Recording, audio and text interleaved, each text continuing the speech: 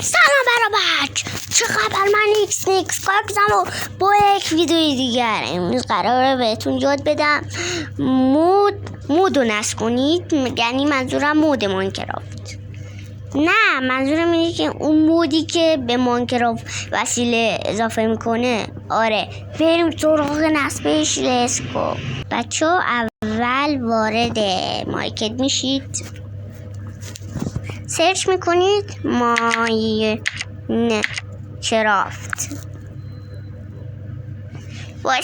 وای میشتیم تا بیاره و اوورد و همینطور مشاهده میکنید مود اوورد. نگاه کنید مودو،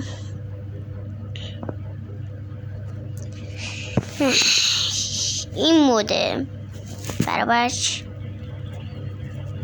مود هستش، برابرش این موده که مشاهده میکنید. این موده بچه، این موده من همین آسونی در سال 404 نگران نباشید، در سال 404 و مود دیگه اینجا میتونید نصب کنید. من الان نصب کردم.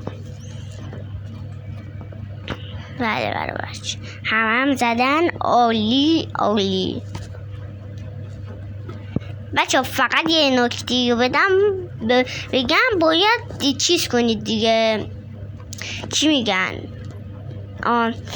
سکه جمع کنید. آره باید سکه جمع کنید که مثلا یه جایی رو بیارید و این چیزا.